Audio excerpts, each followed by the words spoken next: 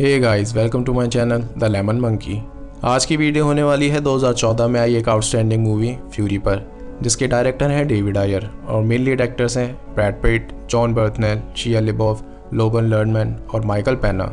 Film की story काफ़ी exciting है जो व्यूअर्स को शुरू से एंड तक एंगेज रखती है, so make sure you won't miss it. Now without any further delay, enjoy the video by saying let's begin.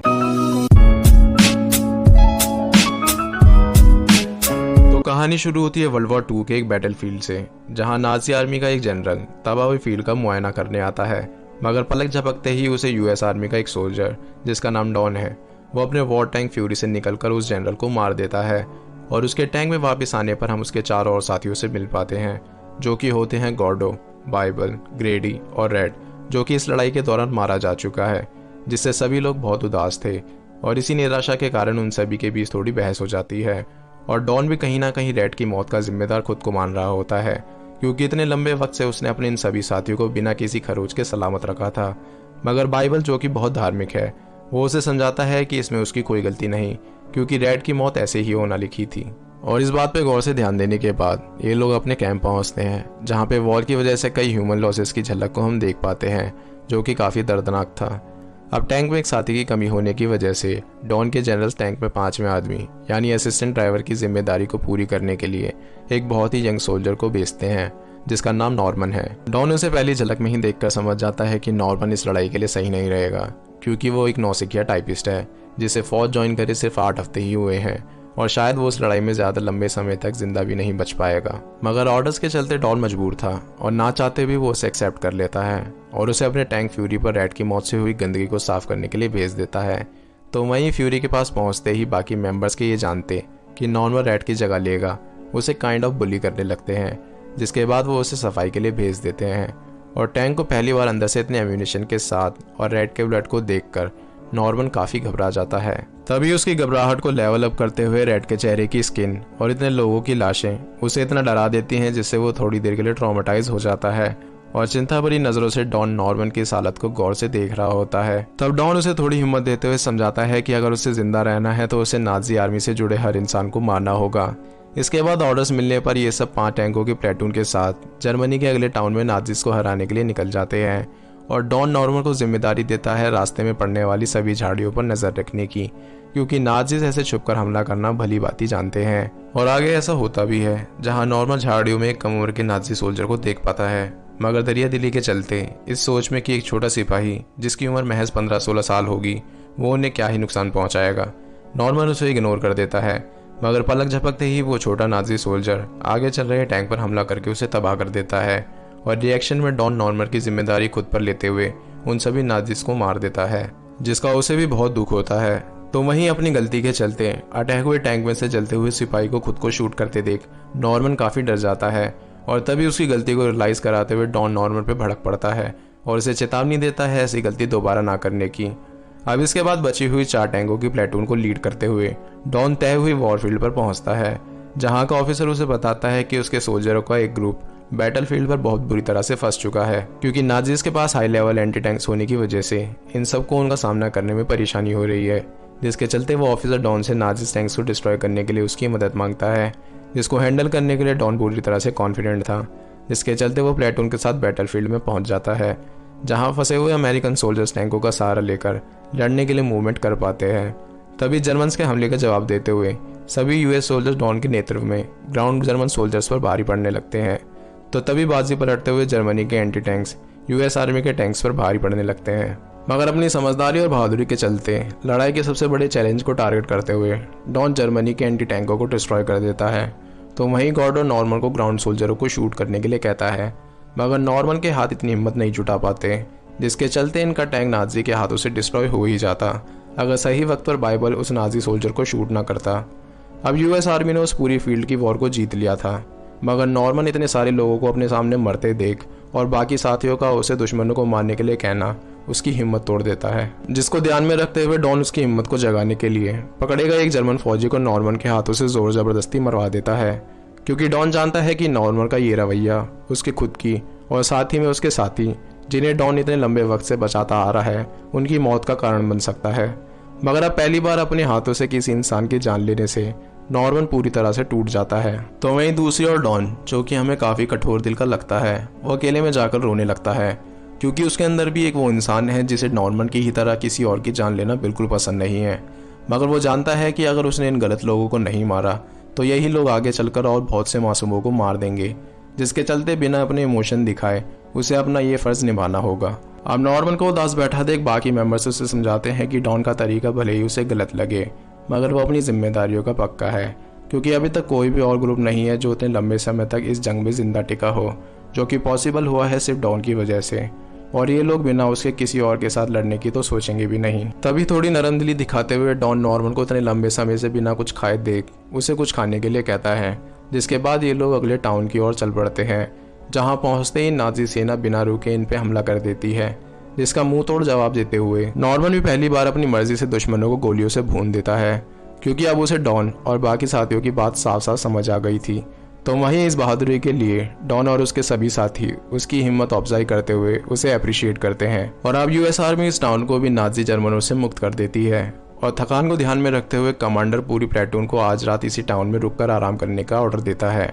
जिसके बाद डॉन नॉर्मन के पास जाकर उसका हाल पूछता है, मगर नॉर्मन पहली बार बिना उदास हुए कहता है कि उसने अपने देश के लिए जो किया उसे उसकी बहुत खुशी है। अभी इसी दौरान कोई इन्हें खिड़की से छुपकर देख रहा था, जिसे डॉन भांप लेता है और नॉर्मन के साथ मिलकर उसके अपार्टमेंट की ओर रश कर जाता है, जहां उन्हें दो जर्मन औरतें मिलती है, जिनमें से एक डॉन की उम्र की थी तो वहीं उसकी कजन एमा नॉर्मन जितनी थी, और दो यूएस सोल्जरों को हथियारों के साथ अपने सामने पाकर दोनों काफी डरी हुई थी। मगर तभी उनका डर दूर करते हुए डॉन अपने साथ लाए हुए कुछ अंडे उन्हें बनाने के लिए देता है, ताकि वो शांति से नाश्ता कर सके। अब इसी दौरान नॉर्मन वहां रखा पियानो बजाने लगता है, जिसके नोट्स एमा के थे,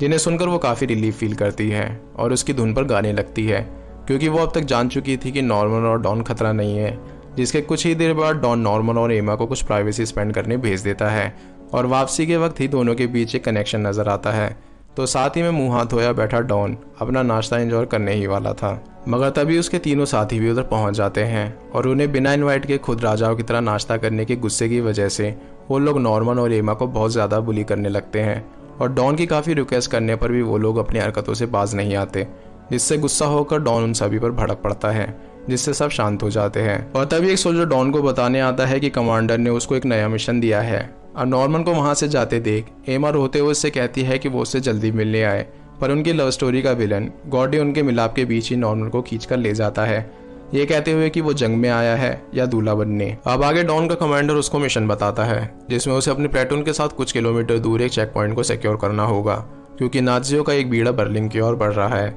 जिस रास्ते के बीच यूएस आर्मी का एक कैंप है, जहां इनको राशन सप्लाई करने वाले कुक्स, मैकेनिक्स और मेडिकल स्टाफ हैं। और अगर नाजी उधर पहुंच गए तो वो उन सभी लोगों को मार देंगे और इन तक पहुंचने वाले सारे सप्लाईज का रास्ता पूरी तरह से काट देंगे, जिससे इनकी पूरी डिवीजन खत्म हो जाएगी।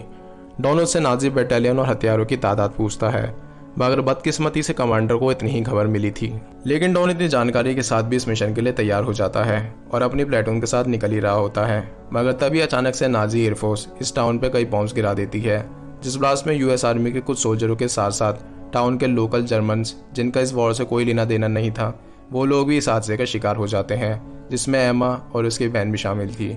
नॉर्मन एमा को मरा देख बहुत जोर जोर से रोने लगता है, मगर गॉडी उसे जोर जबरदस्ती करके टैंक में बिठा देता है, जिसके बाद ये लोग उधर से चेक पॉइंट की ओर बढ़ जाते हैं। मगर रास्ते में अचानक दूर जंगल की ओर से एक आर्टिलरी इन पे फायर होती है, और वापसी जवाब देने के बीच डॉन नोटिस करता है कि हमला करने वाला टैंक जर्मन फौज और पूरे वर्ल्ड वॉर 2 का सबसे ज्यादा advance tank the tiger tank है, जो कि इनके टैंकों पे बहुत ही भारी पड़ रहा था, जो बाकी तीनों यूएस टैंकों को पूरी तरह डिस्ट्रॉय कर देता है। और अब सिर्फ डॉन का टैंक फ्यूरी और नाजिस का टैंक टाइगर आमने सामने खड़े थे, जिसको डॉन काफी मशक्कत के बाद अपनी एक्यूरेट प्लानिंग से तबाह कर देता है, और टैंक में से बचकर भागने वाले नाजियों को नॉर्मन अपनी गन से शूट करके मार देता है, जिस बहादुरी के लिए सभी मेंबर्स उसकी तारीफ करते हैं, क्योंकि अब नॉर्मन पूरी तरह से फौजी बनता जा रहा था। अब ऊपर वाले से उनकी जिंदगी बख्शने के मौके का शुक्रिया अदा करके फ्यूरी टैंक अपनी मंजिल की ओर बढ़ चलता है, पर चेक पॉइंट से कुछ मिनटों पहले ही रास्ते में बिछी माइन के कारण इनका टैंक हल्के ब्लास्ट का शिकार हो जाता है, जिससे टैंक की व्हील बेल्ट पूरी तरह से टूट जाती है।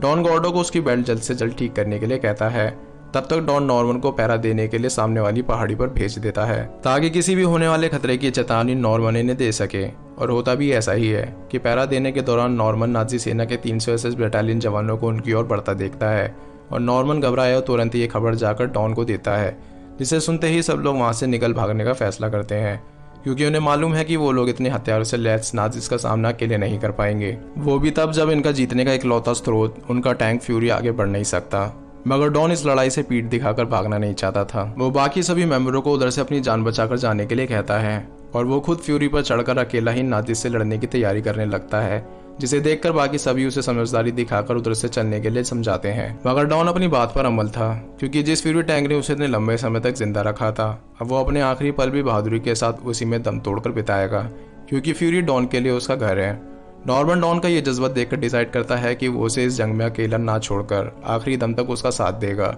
जिसके थोड़ी देर बाद बाकी तीनों भी डॉन का साथ देने का फैसला करते हैं। और अपने साथियों का साथ पाकर डॉन में एक अलग ही हिम्मत आ जाती है और उसके प्लान के चलते वो लोग पास ही के शेड में पड़ी डेड बॉडीज को ऐसे पोर्ट्रे करते हैं जिससे जर्मन सेना को ऐसा लगे कि ये जगह पर कोई जिंदा नहीं बचा। और कुछ ही देर बाद नाजी उधर पहुंच जाते हैं और तभी छानबीन के दौरान एक फौजी फ्यूरी पर चढ़कर उसका ढक्कन खोलने लगता है, जिसे खोलते ही डॉन उसे गोली से उड़ा देता है, जिससे जर्मन फौज अटैकिंग पोजीशन ले लेती है। और तभी डॉन उन पर अपने साथियों के साथ मिलकर ग्रेनेड्स और बची हुई टैंक मिसाइलों की बरसात कर देता है, जिससे जर्मन्स को काफी हैवी लॉसेस होते हैं। मगर तब भी उनकी तादाद और हथियार इनसे कई गुना ज्यादा थे, जिसमें से वो लोग टैंक को डिस्ट्रॉय करने के लिए एक हैंड लॉन्चर का यूज करते हैं और एक शेल फ्यूरी को चीरता हुआ सीधा ग्रेडी को जा लगता है, जिससे वो मारा जाता है। और अंदर इन्हें पूरी तरह से शॉक मनाने का भी मौका नहीं मिलता, क्योंकि बाहर से जर्मन्स लगातार ग्रेनेड्स, शेल और गोलियों की अंधाधुंध फायरिंग कर रहे थे। तो वहीं अंदर अब इन सभी के पास इनका सारा असला बारूद खत्म हो चुका था और अब जो बचा था वो थी बस इनकी गन्स, वो भी कुछ ही गोलियों के साथ। मगर ये लोग तब भी जर्मन्स को मारना चालू रखते हैं,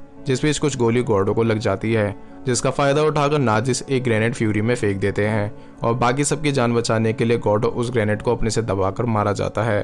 तो वहीं कई गोलियां बाइबल और डॉन को भी छल्ली कर देती है, जिससे बाइबल तो दुनिया को अलविदा कह जाता है। मगर डॉन में अब भी थोड़ी जान बाकी थी और वो नॉर्मन, जो कि किस्मत से सही सलामत था, उससे उन सभी को ना बचा पाने की माफी मांगता है। नॉर्मन को भी डॉन के सारे एफर्ट्स की कदर थी, तो साथ ही साथ अब नॉर्मन को डर भी लगने लगा था। तब वो डॉन से कहता है कि वो जर्मन्स के आगे सरेंडर कर देगा। डॉन उससे ऐसा ना करने की रिक्वेस्ट करता है, क्योंकि सरेंडर के बाद जर्मन्स उसे बहुत ही दर्द भरी मौत देंगे। अब नॉर्मन की आंखों में जीने की इच्छा देख डॉन उसे टैंक के नीचे गुप्त खिड़की से निकलकर छुपने के लिए कहता है, जब तक जर्मन्स इस जगह को छोड़कर ना चले जाएं। अब टैंक के ऊपर चढ़े जर्मन्स टैंक खोलकर डॉन के पास 2 ग्रेनेड्स डाल देते हैं, जिसे देखते ही डॉन नॉर्मन को तुरंत नीचे जाने को कहता है और उसके बाहर निकलते ही डॉन भी इस दुनिया को छोड़कर चला जाता है। और थोड़ी शांति स्थापित होते ही जर्मन्स उस पूरी जगह की छानबीन करते हैं, ये देखने के लिए कि कहीं और तो कोई यूएस आर्मी का सोल्जर नहीं बचा। और बदकिस्मती से एक सोल्जर नॉर्मन को टैंक के नीचे छुपा हुआ देख लेता है, मगर नॉर्मन को डरा छिपा देख उस जर्मन सोल्जर को उस पर तरस आ जाता है